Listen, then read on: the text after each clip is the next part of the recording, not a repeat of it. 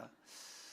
지난 한 주간 참 많이 날씨가 추워서 독감으로 또 시달리는 분들도 있고 또 몸이 움츠러들기도 하고 그래서 마음의 여유도 잃어버리고 또 살아오지 않았나 그런 생각을 가지면서 다시 한번 오늘 이 예배를 통해서 우리의 마음문이 열려지고 또 마음이 따뜻해지고 삶의 희망과 용기를 얻고 이 한 주가도 믿음으로 승리하는 우리 부함의 성도들이 될 수 있게 되기를 먼저 주님의 이름으로 간절히 축원을 드립니다. 이스라엘 백성들이 애굽 땅에서 400년이 넘는 세월을 종살이를 했습니다. 그러다가 하나님의 은혜로 이제 출애굽을 하게 되어졌던 이스라엘 백성들, 그들이 가야 할 길은 광야의 길이었고 광야의 길 가운데 40년 동안 모세와 동고동락하며 살아가게 되어졌습니다. 때로는 만나와 같은 하나님의 은혜를 맛보기도 하고 때로는 홍해가 갈라지는 기적을 목격하기도 했습니다. 또한 불평과 불만을 하다가 책망을 들은 적도 한두 번이 아니었습니다. 하지만 지도자 모세와의 관계는 늘 살얼음판을 걷는 것과 같은 위태롭기는 하였지만 위기가 다가올 때마다 하나님께서 모세를 통해서 권능을 행하시는 모습을 바라보면서 모세에 대한 신뢰를 저버리지는 아니했습니다. 왜냐하면 출애굽이라고 하는 역사적인 사건은 모세를 떼어놓고는 상상할 수조차 없었기 때문이었습니다. 특히 눈의 아들 여호수아에게 있어서 모세는 믿고 의지할 수 있는 위대한 지도자입니다. 그는 수종자 곧 부관으로 모세를 보좌하면서 하나님께서 어떻게 그를 통해서 역사하였는지를 가장 가까이에서 모세를 도와가면서 분명히 보았고 또 체험도 했던 그러한 삶을 살아서 너무나도 잘 알고 있었습니다.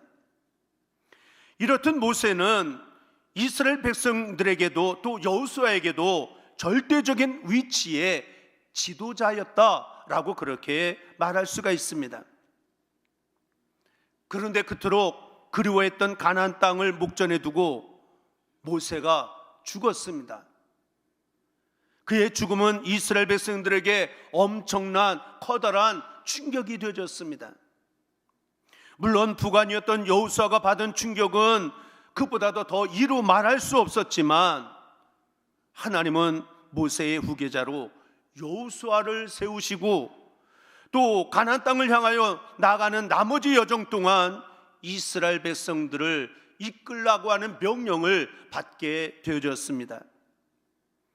부관으로 일할 때와는 전혀 다른 막중한 사명감을 느끼면서 여호수아는 한편으로 두렵고 떨리는 마음을 가지고 있었을 그때에 하나님께서 여호수아에게 이렇게 말씀하셨습니다.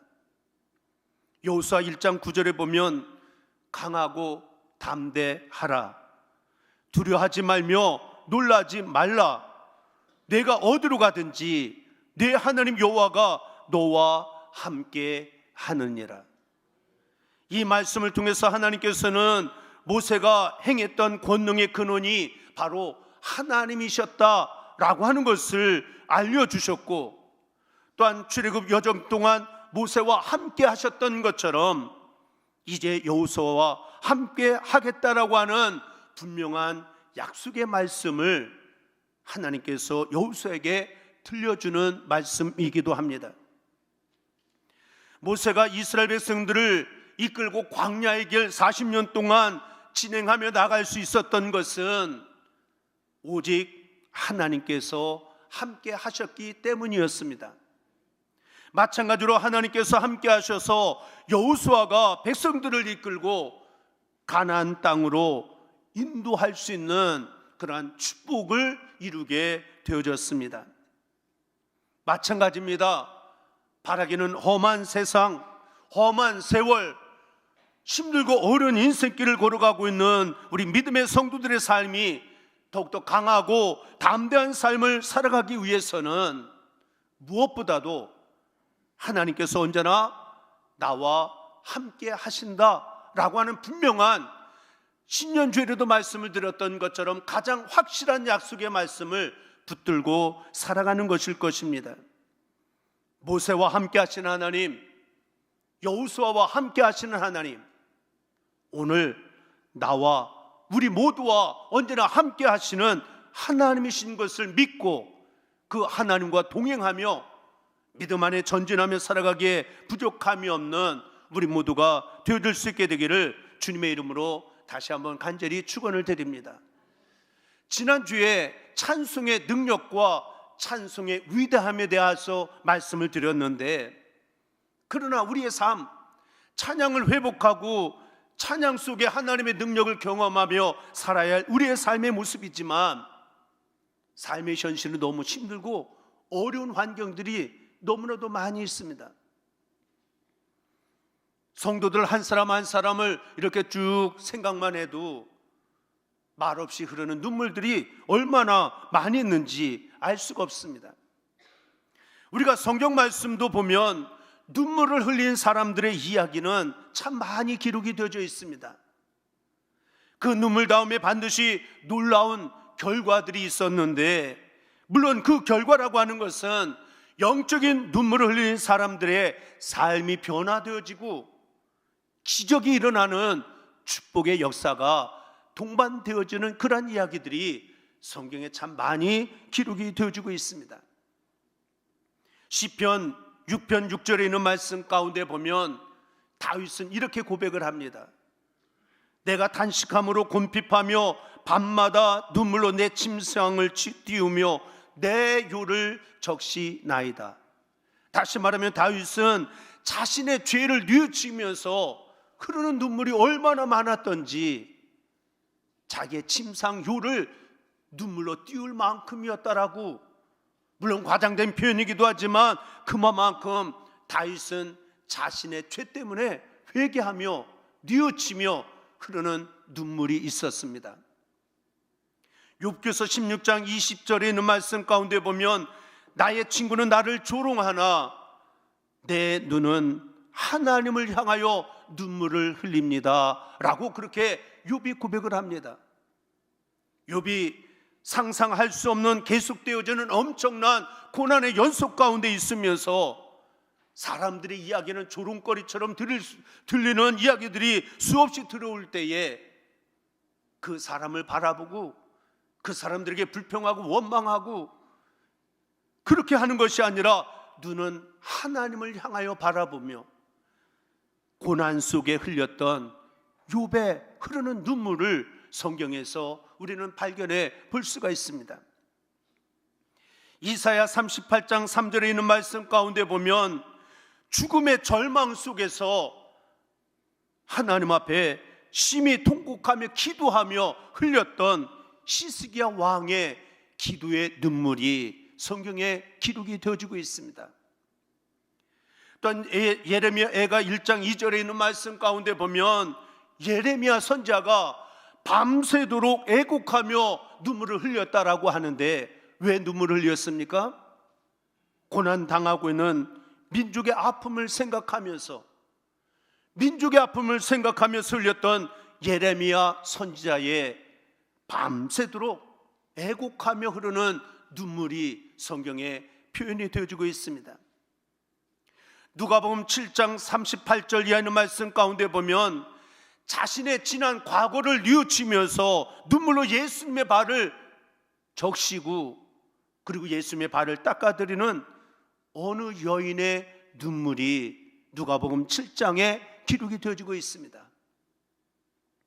뿐만 아니라 마가복음 9장에 있는 말씀 가운데 보면 벙어리 귀신 들렸던 자식을 위하여 주님 앞에 나와 어느 아버지가 흘리는 눈물이 있습니다. 자녀의 고통을 나의 고통으로 여기고 자녀를 위하여 간절한 마음으로 소원을 두고 간구하며 눈물을 흘렸던 아버지의 눈물, 더 나아가서 죄인들을 위해서 심한 통곡과 눈물로 기도하셨던 주님의 눈물을 우리는 복음서에서 이곳저곳에서 주님의 눈물을 발견해 볼 수가 있습니다. 이처럼 오늘도 우리의 삶 가운데는 성경에만 흐르는 눈물이 있는 것이 아니라 오늘 한 사람 한 사람의 모습 가운데 겉으로 보기에는 평안한 것 같고 아무 문제가 없는 것 같고 걱정이 없는 것 같다가도 자신도 모르게 나의 죄 때문에, 나의 연약함 때문에, 육신의 고통 때문에, 자녀의 앞날을 바라보며 소망하면서 주님 앞에서 나의 허물 때문에 우리도 흘려야 할 눈물들이 얼마나 많이 있는지 알 수가 없습니다. 그런데 오늘 봉독되어진 이사야 61장에 있는 말씀 가운데 보면 이사야가 이야기합니다. 이스라엘 백성들에게 눈물 대신에 기쁨을 주시겠다. 하나님의 은혜의 계시의 말씀이 오늘 본문 말씀 가운데 기록이 되어지고 있는데, 오늘 본문 말씀을 좀 이렇게 세밀하게 살펴보면서 이 한 시간 슬픔 많은 우리의 인생 가운데 기쁨을 주시겠다라고 약속하신 하나님의 말씀이 우리 모두에게 커다란 위로가 되고 새 힘과 용기를 얻는 복된 은혜가 있게 되시기를 주 이름으로 간절히 축원을 드립니다. 먼저 첫째로 우리가 생각해 볼 수 있는 것은 1절에 있는 말씀 가운데 보면 울 일이 있는 사람, 울어야 할 사람, 울면서 살아가는 사람들의 명단이, 네 사람의 명단이 기록이 되어지고 있습니다. 먼저 첫째로 1절에는 말씀 가운데 이 울면서 살아가는 사람들의 명단 가운데 첫 번째로는 가난한 자입니다. 가난한 자. 우리는 이 가난한 자라고 하는 이 단어 원문적인 뜻에서 두 가지 의미로 나누어 생각해 볼 수가 있습니다. 첫째로는 가난하다라고 하는 것은 정말 육신적으로 물질적으로 너무 가진 것이 없어서 그래서 괴로움 당하고 고통을 당하는 그러한 사람들을 첫 번째로 생각할 수가 있습니다. 또한 가난한 자라고 하는 것은 그러한 고통과 가난으로 말미암는 고통을 당하면서 우리의 심령이 겸손해진 사람들, 다시 말하면 주님께서 마태복음 5장 3절에서 말씀하셨던 것처럼 심령이 가난한 자가 복이 있다라고 말씀하셨던 그 심령이 가난한 자들과 같은 사람들을 의미한다라고 말할 수가 있습니다. 다시 말하면 정말 물질이 돈이 없어서 가난하여 울면서 살아갈 일들이 얼마나 많이 있습니까? 뿐만 아니라 때로는 믿음으로 정말 겸손하게 하나님을 바르게 섬기며 살아가려고 몸부림치는 성도의 삶 가운데도 얼마나 많은 눈물이 우리 앞에 다가올 때가 많이 있는지 알 수가 없습니다. 그래서 구약의 많은 경건한 예언자들의 삶의 모습을 돌아보면 그들이 예언하면서 하나님의 말씀을 선포하면서 영혼을 사랑하는 마음 가지고 얼마나 눈물을 흘리며 외쳤는지를 우리가 구약의 예언서를 읽어가면서 보면 그들의 마음을 헤아려 볼 수가 있습니다. 또한 두 번째로 울면서 살아가는 사람들의 명단 가운데 두 번째로는 마음이 상한 자가 있습니다. 마음이 상한 자라고 하는 것은 마음이 깨어졌다. 물론 마음이 상해된 마음의 고통과 아픔, 근심과 염려, 두려움, 이 모든 것도 마음이 상한 자라고 말할 수가 있지만 원문적인 뜻은 마음이 깨어졌다. 다시 말하면 마음이 깨어졌다라고 하는 얘기는 회개하며 통회한 마음을 의미한다라고 말할 수가 있습니다. 우리가 시편 51편 17절에서 다윗이 이러한 고백을 드리고 있습니다. 하나님의 구하시는 제사는 상한 심령이라. 하나님이여 상하고 통회하는 마음을 주께서 멸시치 아니하시리이다 라고 그렇게 다윗은 고백을 하고 있습니다.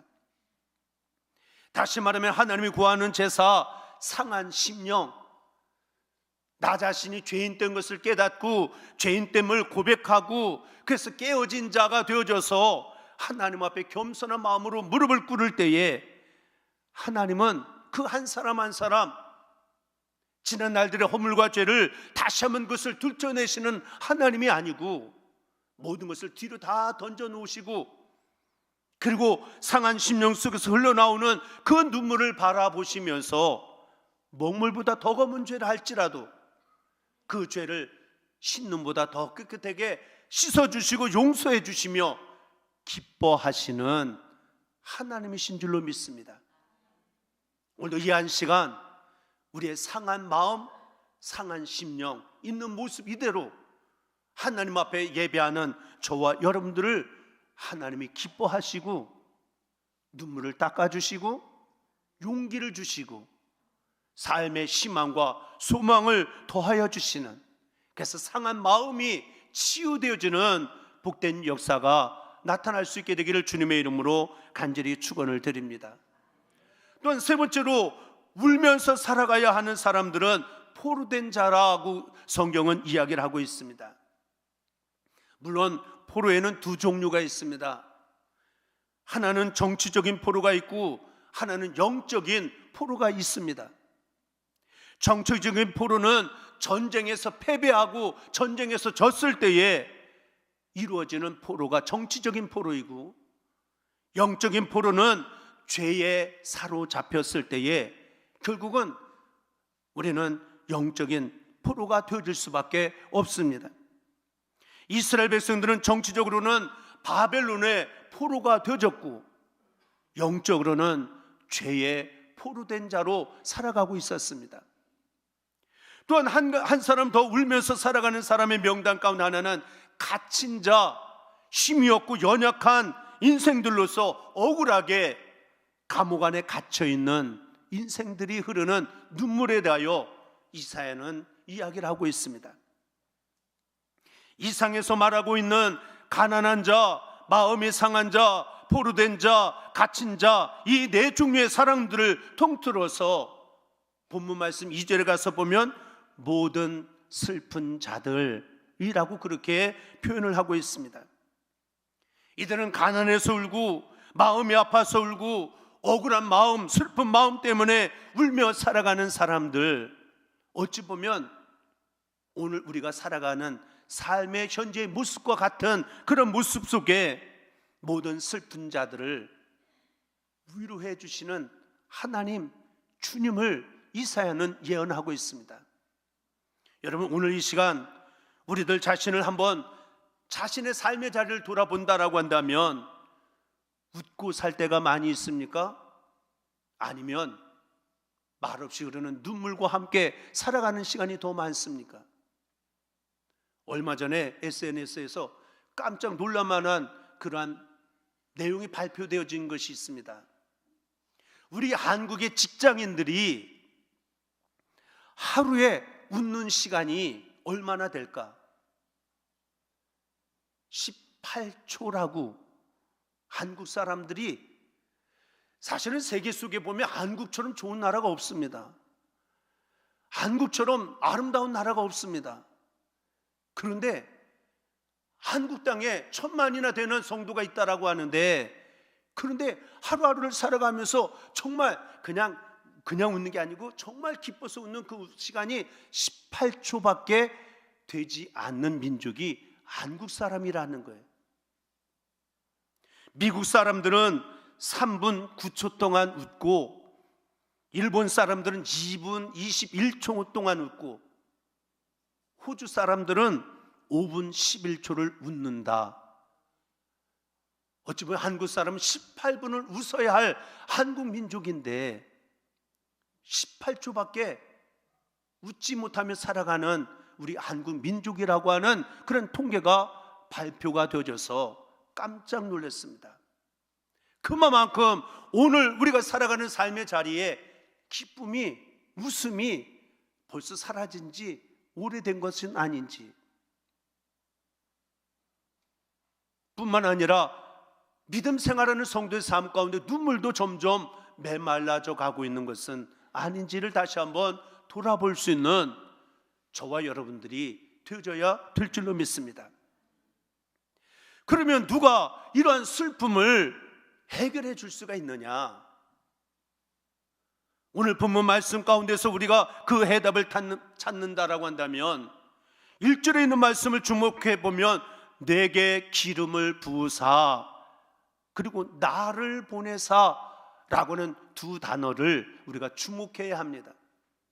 여기서 말하는 나라고 하는 것은 우리가 예수 그리스도를 의미한다라고 말할 수가 있습니다.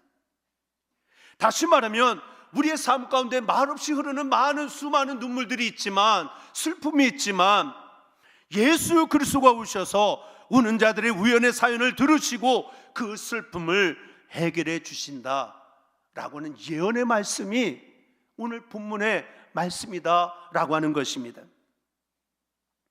우리가 운다라고 해서 한이 풀리고 대성통곡한다라고 해서 슬픔이 사라지는 것은 결코 아닙니다.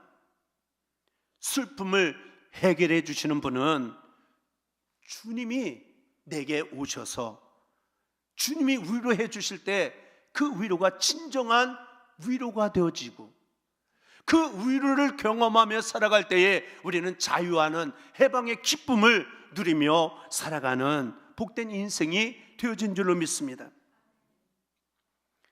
그렇기 때문에 진정한 의미의 해결은 메시아이신 예수 그리스도를 내 마음속에 모시고 주님의 위로를 받을 때만 가능한 것이다 라고 하는 것을 우리가 깨닫고 주님의 위로하심을 사모하고 붙드는 신앙으로 살아갈 수 있는 저와 여러분들이 되어져야 될 줄로 믿습니다.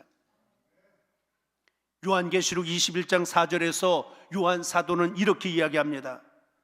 모든 눈물을 그 눈에서 씻기심에 다시 사망이 없고 애통하는 것이나 곡하는 것이나 아픈 것이 다시 있지 아니하리니 처음 것들이 다 지나갔음이로라. 여러분, 여기서 말씀을 잘 깨달아야 합니다. 우리 주님은 온 세상 사람들의 모든 눈물을 닦아 주실 수 있는 그러한 능력을 가지고 계신 주님이시다. 그래서 가난한 자에게는 아름다운 소식을, 또 마음에 상한 자들은 고쳐주시며 포로된 자에게 자유를, 갇힌 자에게 노임을 전파해 주시는 주님이시다. 그러니까 주님은, 우리의 진정한 위로자 되시는 주님은 우리의 흐르는 눈물만 닦아주시는 것이 아닙니다. 우리의 인생의 모든 문제의 근원을 모조리 다 해결해 주시기 때문에 주님의 위로를 받고 살아가는 사람들은 다시는 가난할 필요가 없고 마음 상해야 될 필요가 없고 포로되거나 갇힐 필요가 없는 새 삶을 살아가게 되어지는, 이 축복을 누리며 살아가는 것이 예수를 영접하며 살아가는 우리 믿음의 성도들, 하나님의 자녀된 저와 여러분들의 삶의 모습이 되어져야 될 줄로 믿습니다. 그러면 주님께서 우리를 어떻게 이 슬픔을 위로해 주시고 해결해 주시느냐? 2절에 있는 말씀 가운데 보면 여호와의 은혜의 해와 우리 하나님의 보복의 날을 선포하여, 그래서 모든 슬픈 자들을 위로해 주신다라고 그렇게 2절에서 이야기를 합니다. 여러분, 레위기 25장에 있는 말씀 가운데 보면 신년이라고 하는 제도에 대한 설명이 있습니다. 여러분, 신년이 뭔지 아시죠? 우리가 7일을 6일 지난 7째 날을 안식일이라고 하고 7년째 되는 해를 안식년이라고 합니다. 이 안식년이 7번 지나서 77이 49가 지난 다음 해 50년째가 되는 해를 신년이라고 그렇게 선포를 합니다. 신년이 선포가 되어지면 그때는 모든 종들이 다 자유하고 집으로 돌아갈 수 있습니다. 그리고 신년이 되어졌을 때는 땅에다 씨도 뿌리지 않습니다. 내 땅이지만 거기다 땅에다 씨도 뿌리지 않습니다. 뿌리지 않았는데 열매가 맺어졌다라고 한다면 그 열매도 거두지 않습니다.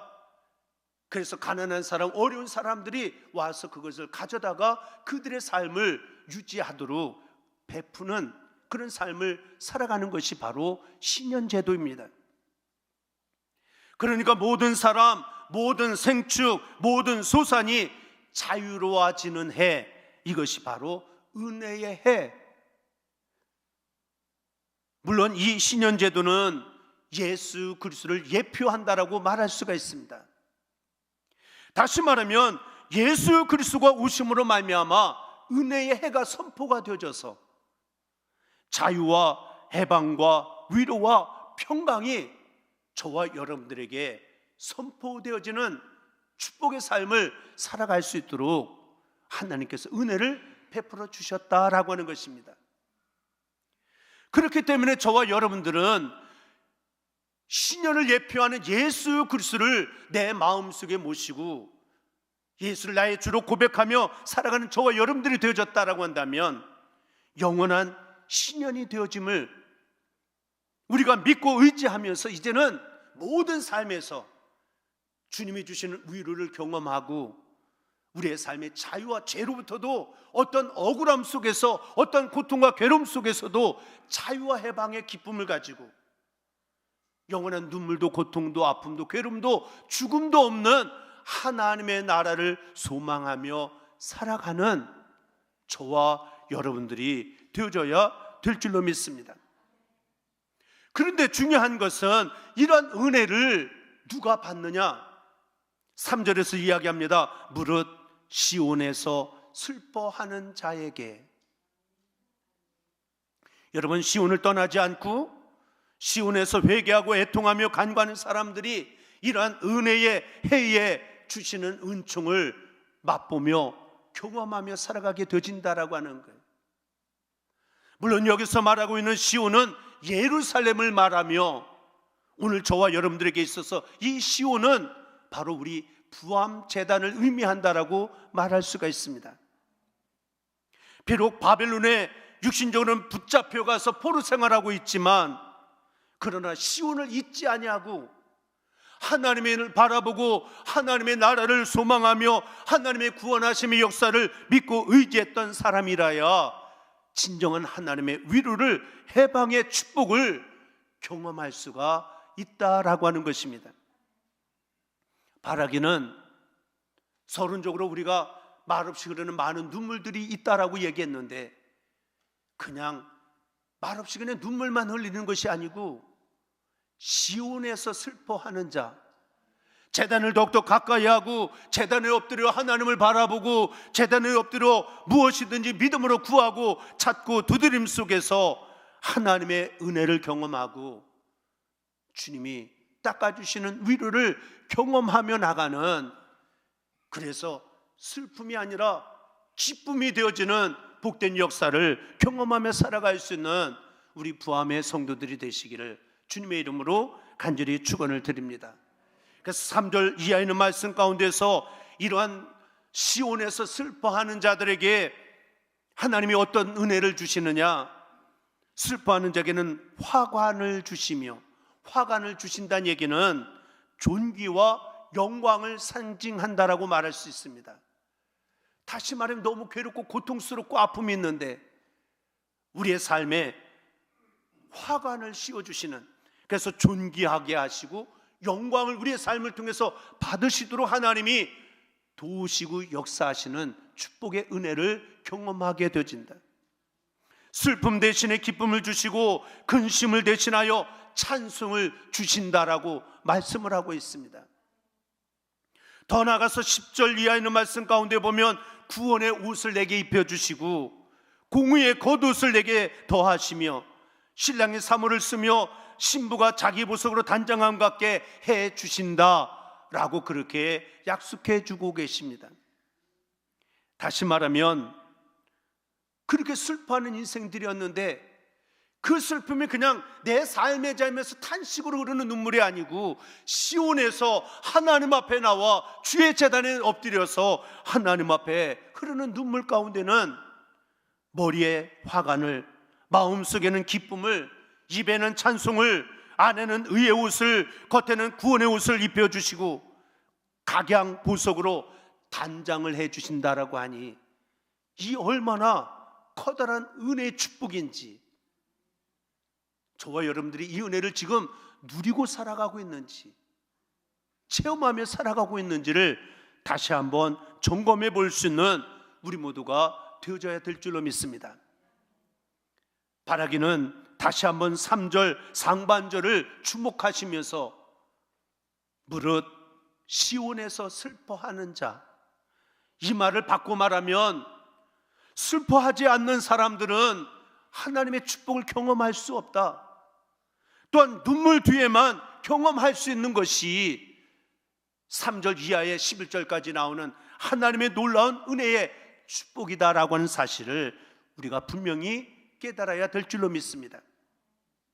우리 하나님은 내게 찾아온 슬픔 지나가게도 하시고, 우리 하나님은 우리에게 찾아오는 고난을 막아주기도 하시고, 때로는 우리의 삶에 소원하는 모든 것, 내 힘으로 할 수 없는 많은 일들이 있지만 승리의 다리를 놓아주시는 분이 내가 믿는 하나님이십니다. 그리고 슬퍼하는 자, 우는 자들에게 화관과 구원의 옷을 입혀주시는, 한없이 은혜를 베풀어 주시는 그러한 하나님이십니다.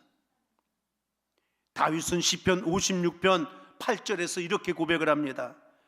나의 눈물을 주의 병에 담으소서. 이야기는 그냥 세상의 길거리 다니면서 사람들 앞에서 그냥 눈물 흘리는 그런 눈물이 아니고 주님 앞에서 흐르는 눈물을 하나님 기억하여 주옵소서. 이 다윗의 고백을 나의 고백으로 삼으시고 날마다 제단을 더욱더 가까이 하고 연약한 믿음을 십자가 앞에 무릎을 꿇고 부르짖어 기도하는 삶을 살아가는 저와 여러분들이 되셔서 일마다 때마다 하나님의 위로를 경험하고 하나님의 허락하시는 참된 자유의 기쁨의 해방을 체험하면서 지난주에 드렸던 감사 찬양이 회복되어지는 복된 삶을 살아갈 수 있는 우리 모두가 다 되어줄 수 있게 되기를 다시 한번 주님의 이름으로 간절히 축원을 드립니다. 기도하겠습니다. 사랑의 아버지 하나님, 이 땅에 너무 많은 눈물들이 있습니다. 속상해서 울고 아파서 울고 너무나도 괴로워서 울고 답답해서 우는 눈물들, 그러나 시온에서 슬퍼하는 자들에게는 주님이 모든 슬픔을 위로해 주시고 은혜의 해를 선포하고 하나님께서 자유하게 하시고 해방의 기쁨을 허락하여 주시는 축복의 역사가 있다. 이사를 통해서 하나님의 음성을 받습니다. 아버지 하나님, 우리 부함의 성도들 눈물을 닦아주시고 위로하여 주시고 슬픔이 변하여 기쁨이 되고 한숨이 변하여 찬양의 삶을 살아갈 수 있는 은혜와 축복이 있게 하여 주옵소서. 믿사옵고 우리 주 예수 그리스도를 받들어 간절히 기도드리옵나이다. 아멘. 다 찬송가 91장을